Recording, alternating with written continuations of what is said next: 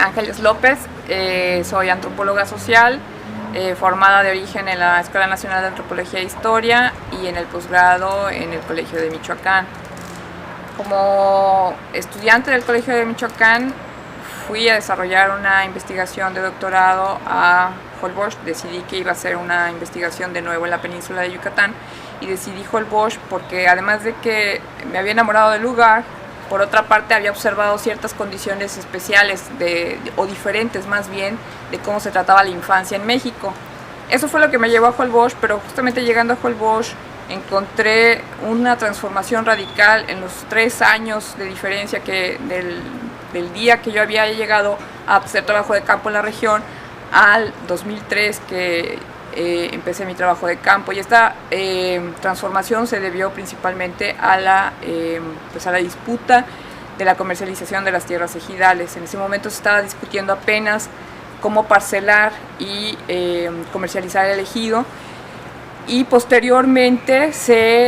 entre 2003 y 2006 que yo regreso a hacer la investigación propiamente de doctorado, se establece ya, digamos, el contrato, o lo que se le puede denominar el contrato leonino que se hizo con respecto a la forma de comercializar la tierra en Isla Holbox. Este contrato se estableció principalmente con una serie de negociaciones previas. Esas negociaciones previas estuvieron a cargo tanto de otros empresarios de la península de Yucatán como de la clase política de Quintana Roo principalmente. Pero ya este contrato en concreto, que fue, si mal no recuerdo el nombre, es el contrato de prestación de servicios para el desarrollo de Isla Holbox. Este contrato se realizó ya en concreto con un grupo de empresarios propiamente yucatecos de gran renombre, Fernando Ponce, que es en realidad el articulador de Bepensa, el comercializador de Coca-Cola en la península de Yucatán, junto con en ese momento su yerno, Emilio Castilla Roche, que era el descendiente de los empresarios de Sal Roche, ¿no? Estos grandes empresarios pues se acercaron a los holboceños para tratar justamente de ofrecerles los servicios de parcelación y comercialización de la tierra ejidal, con el fin, desde luego, de elaborar un megaproyecto de desarrollo turístico. En ese principio se hablaba de que era un megaproyecto, no en estricto sentido como un megaproyecto, sino como un proyecto de desarrollo turístico que iba a ser amigable con el medio ambiente. Y en ese periodo también, más o menos entre 2005 y 2006, después de muchos conflictos propiamente en la localidad, precisamente por la comercialización de las tierras y por la decisión unilateral de los ejidatarios de comercializar las tierras, de parcelar y comercializar las tierras, entre muchos otros conflictos, incluso de grupos ambientalistas de la población, pues se pactó de alguna manera que se estableciera un resguardo de lo que es el territorio del área natural protegida. Entonces se resguardarían de la isla en concreto el 51% más o menos de las tierras propiamente, que son de humedales y de una costera, y se resguardarían ese 51% y el resto sería, digamos, disponible para el desarrollo turístico, ¿no? Sin embargo, pues esto fue una especie de acuerdo que no sabemos bien a bien cómo pueda establecerse en el papel hoy en día, porque el área natural protegida tiene las características de haber sido decretada en 1994, que tuvo una dirección desde el 2001 que se forma propiamente la Comisión Nacional de Áreas Protegidas, pero nunca ha tenido un programa de manejo ambiental. Entonces esta cuestión pues siempre ha quedado como un volado de cómo va a ser verdaderamente el desarrollo de la isla, y en particularmente de la Isla Grande, generando una continuidad de conflictos, y en concreto en particular ahora que hay conflictos ambientales ya definidos, de cómo la población está observando este desarrollo, y cómo se ha digamos, no se ha respetado las reglamentaciones ambientales, y en el sector que hasta ahorita se ha desarrollado hay una serie de cuestiones de contaminación propiamente de mantos freáticos, de contaminación por residuos sólidos, de contaminación incluso por aguas de drenaje, aguas negras. La discusión viene ahora también en función de cómo el sistema de tratamiento de aguas negras, que supuestamente se instaló entre 2003 y 2005, no está funcionando, y hoy en día pues está,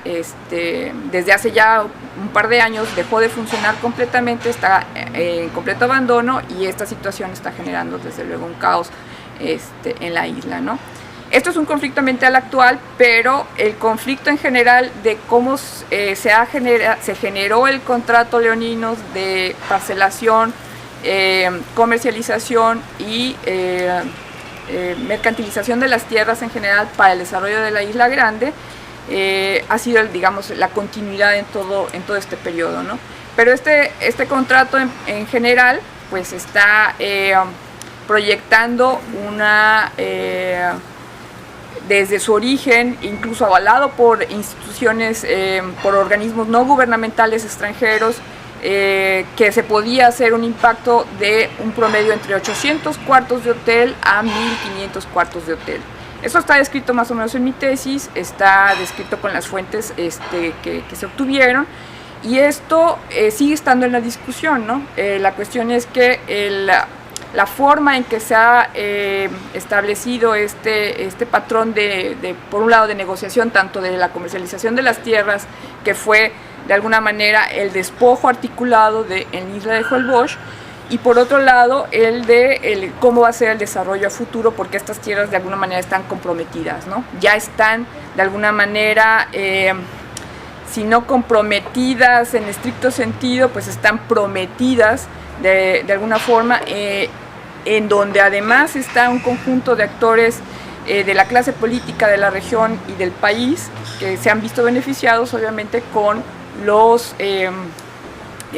la titulación de algunas de estas tierras, ¿no? Esta venta y comercialización de las tierras ejidales terminó de alguna manera despojando completamente de los derechos ejidales de varios pobladores de Holbox,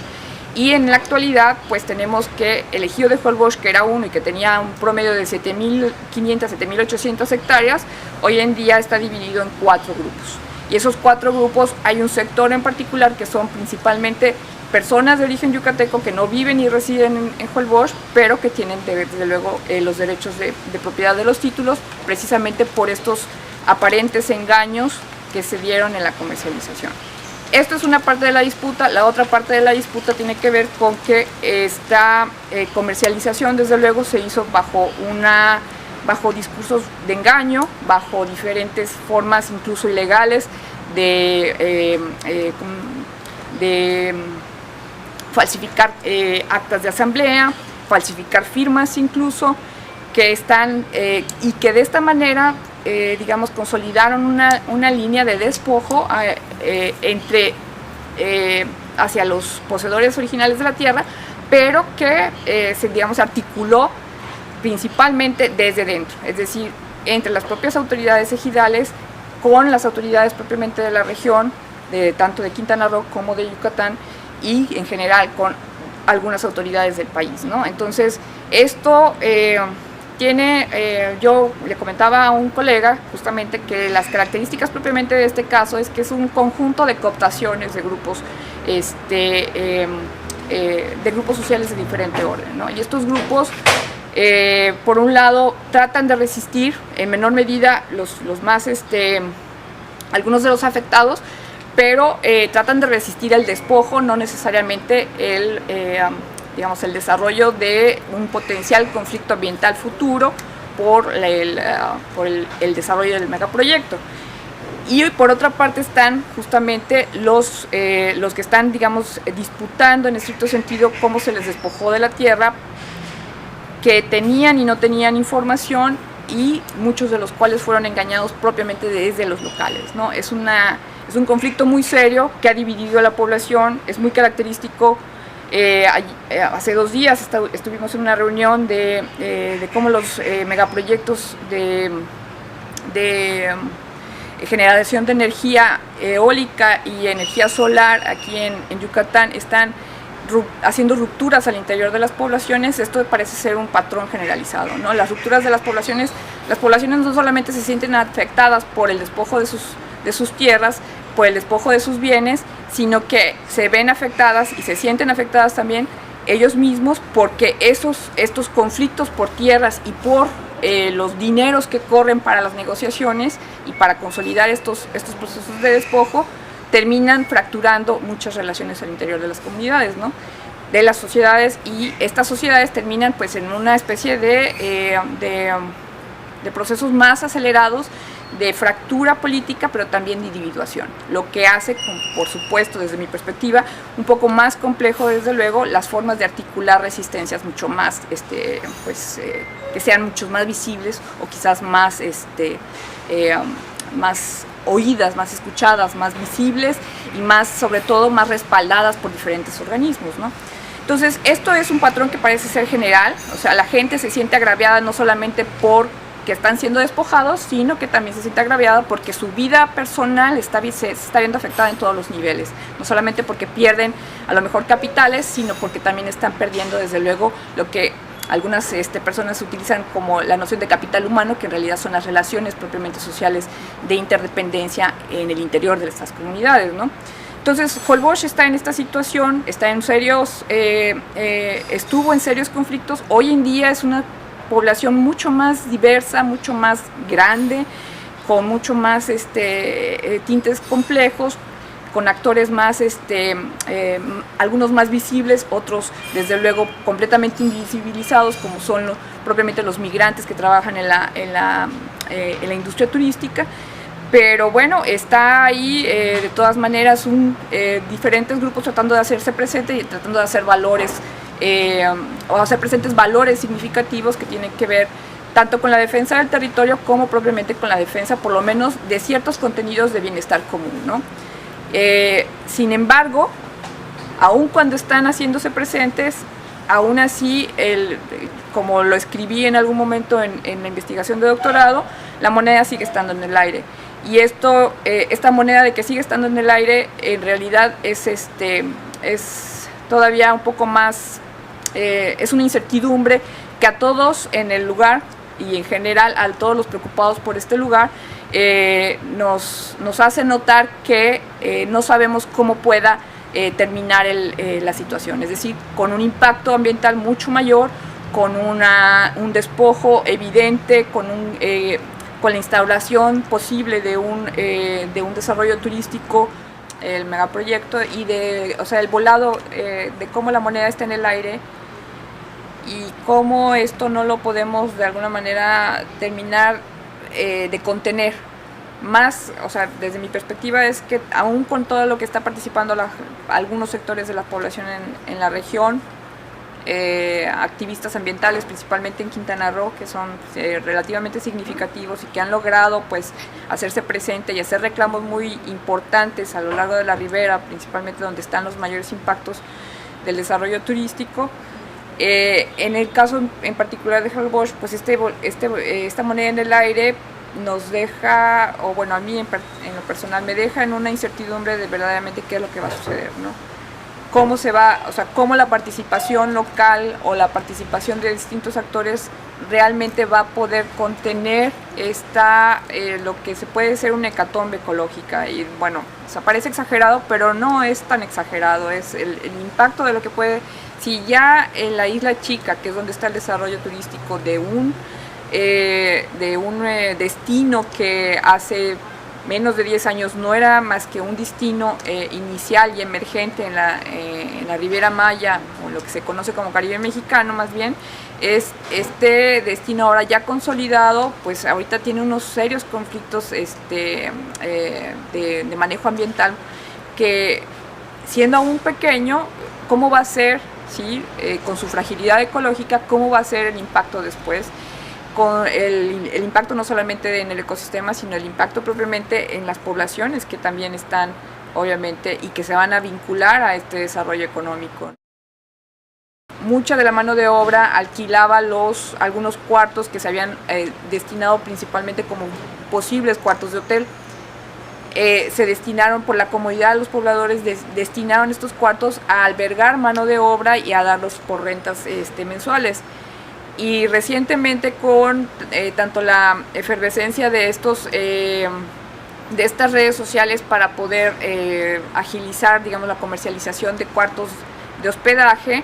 y al mismo tiempo con la gran demanda que ha tenido Holbox como destino turístico, que ya está convirtiendo en un destino pues prácticamente masivo, porque ya tiene prácticamente todo el año turistas, y las reservas en las temporadas altas están pues a tope. Estas personas decidieron pues sacar a los trabajadores que estaban rentando por mes en sus cuartos y darlos por día, ¿no? O sea, lo que se dice normalmente, darlos por día, es decir, ofrecerlos ya como cuartos de hospedaje para turistas. ¿Qué resulta en esto? Obviamente en población que se vuelve más vulnerable, en un destino que se está haciendo muy caro, con servicios muy caros, con alimentos muy caros por ser una isla, que todos los habitantes de Holbox están resintiendo de alguna manera. Pues las poblaciones más vulnerables pues están haciendo todavía más vulnerables. Y la otra cuestión es interesante, que propios testimonios de los holboceños están diciendo, y también se divulga a través de los medios periodísticos, que hay una amenaza latente ahí de cómo finalmente los holboceños pueden ser expulsados de su isla, lo cual sería lamentable, ¿no? No solamente porque vendieron sus tierras, sino porque cómo se han ido encareciendo los servicios, sino también incluso por cómo de alguna manera el estado de abandono en que se tiene esta pequeña villa de pescadores, que todavía es pequeña de alguna manera, esta villa de pescadores, en el abandono en el que está, cómo se fragiliza la población y entran en cuestiones de desesperación los locales, de decir, pues nos vamos, ¿no? Y eso es una visión que están teniendo ellos mismos, y es una visión pues de injusticia social, a final de cuentas, ¿no? De injusticia ambiental de alguna manera también. Terminaría siendo, si se diera este escenario de que los locales decidieran salir de su propia casa, no solamente por los despojos, sino también por las condiciones de precarización de la vida, de falta de bienestar de la vida en la localidad, pues entonces estaríamos en una situación de mayor injusticia, ¿no? Y esto puede repetirse y reproducirse a gran escala con el futuro desarrollo de la Isla Grande. Y sin embargo,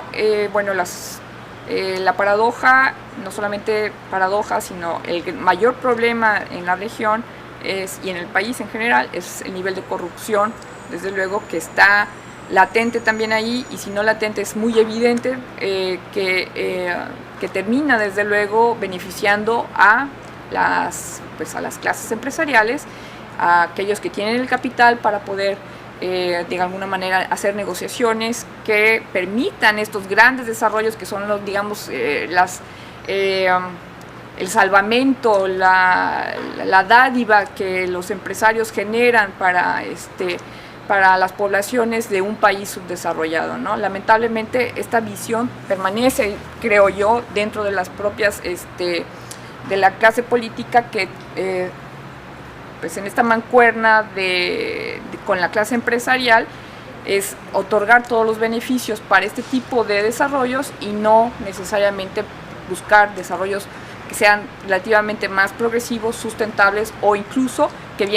vengan desde las propias de propios procesos autogestivos, ¿no? Que bueno, todos esos todavía son más difíciles de rastrear en la zona, pero no imposibles, ¿no? Estamos muy cerca, al parecer, de que se defina el programa del plan de manejo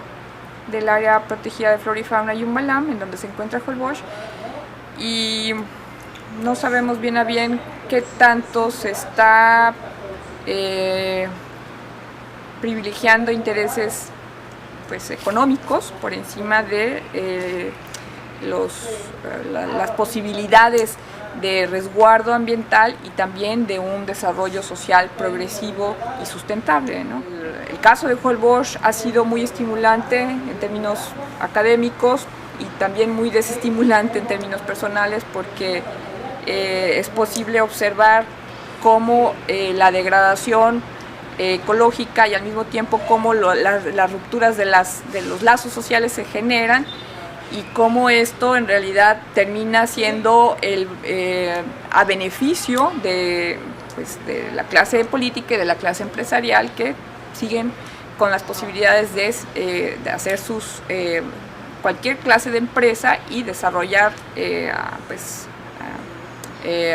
estos megadesarrollos o estos megaproyectos, y bueno, seguir en un proceso de acumulación en donde la gente común y ordinaria sigue distanciándose en su nivel de vida, en sus formas, en precarizar su forma de vida a cambio de prácticamente nada, ¿no? Entonces, pero bueno, o sea, no está por demás, desde luego, que estas participaciones ciudadanas que se están generando en la región, de nuevo apoyadas y de alguna manera alentadas por grupos ecologistas de la región, y en algún punto también por deseos propios de no dejar que esto se vaya, pues ahora sí como ordinariamente se dice, se vaya para el carajo, ¿no? Y sin embargo existen esas voces que afirman que esto no tiene remedio, ¿no? Y que no tiene remedio, y como tal que no tiene remedio, pues hay que pues ahora sí que llevar la vida, ¿no? Entonces, de hecho yo en un documento planteaba esta cuestión. El individualismo se está haciendo como más evidente, más sólido, más patente entre las personas, entre los grupos, y el bienestar común pues está así en el aire, ¿no? Todavía pues tratándose de conquistar de alguna manera, y de conquistar pues también de forma muy parcial y muy segmentada, porque desde luego los grupos en el poder pues no facilitan mucho ganar batallas más significativas, ¿no? Y es muy sintomático, por ejemplo, que a mí las distintas autoridades ambientales que he entrevistado pues me digan: es que son los intereses, es que hay grandes intereses. Pues sí, hay grandes intereses, y parece ser que todos, o no todos, pero hay un sector que estos grandes intereses son imposibles de contrarrestar, ¿no? Desde luego que no son imposibles, desde luego que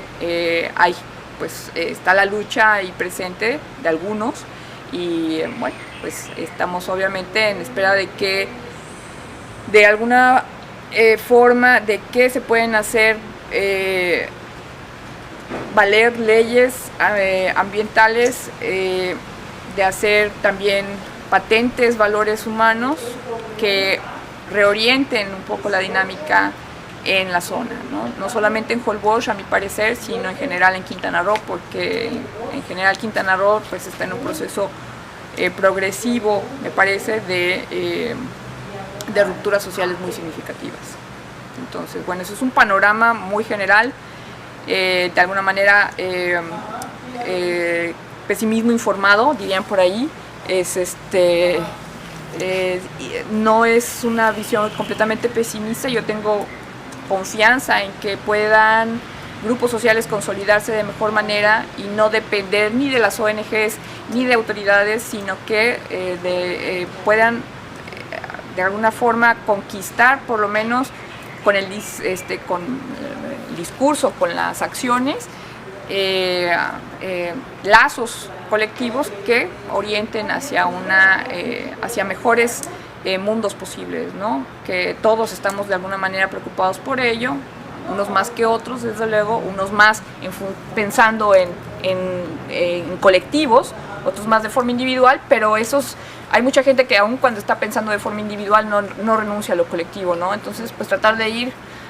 haciendo presente esta importancia de alguna manera de pues contrarrestar estos poderes, este despojo permanente que está orientado y expresado, fundamentado articulado desde diferentes grupos en el poder, y en particular en México mucho le debemos a la clase política, ¿no? Son trazos que uno hace en función tanto de la evidencia que se tiene a través de del periodismo y de lo que la gente pues nos expresa, ¿no? Y la gente siempre con muchas reservas lo expresa porque desde luego hay grandes poderes, ¿no? Hay grupos que están en disputa. Parece ser incluso que en Holbox, eso es un secreto a voces de alguna manera, que son grupos empresariales de Yucatán que están, digamos, en la disputa por el botín de quienes apoyan y quienes están de alguna manera detrás de un grupo y de otro para poder quedarse con el botín principal, que para el desarrollo turístico es el espacio y que es en concreto la tierra, ¿no? Que es a partir de la tierra como se saca la renta para el turismo en concreto, que sea a través de la tierra o del espacio, como se construyen todas estas experiencias que se comercializan y que atraen un mundo de turistas, y es a través del control de esto que se están, digamos,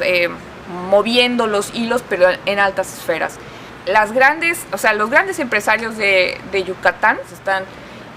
presentes no solamente en Yucatán, no solamente en Quintana Roo, sino que están incluso presentes en otras partes del país, ¿no? O sea, podemos hablar de Roberto Hernández y sus lazos con Carlos Salinas de Gortari, por ejemplo. Podemos hablar y sus pequeños, digamos, espacios que están pues bajo su o sea, esos espacios que están bajo su peculio, ¿no? Es decir, que son propiedades propiamente de estos grandes empresarios y que fueron de alguna manera pues logrados obviamente por su asociación con diferentes grupos políticos de la región, ¿no? Que ahorita están en concreto en las zonas costeras, pero que próximamente van a llegar al bosque. Es tan sencillo como que uno de los puntos turísticos que se están gestionando y que se están impulsando por parte tanto de las autoridades ambientales como por parte de los grupos locales en la zona del norte de Quintana Roo, lo que se denomina el área del Corchal, que es un atractivo turístico sin igual, es muy hermoso. Pues llegó obviamente Roberto Hernández a ofrecer una cantidad por el Corchal, ¿no? Y eso no es, pues no son palabras menores, es decir, que ya hay formas en que están viendo de qué manera también la selva puede ser de alguna manera pues apropiada para ello. Por el lado de Yucatán está la cuestión propiamente de las eólicas, de las granjas eólicas, ahora también las granjas de energía solar, y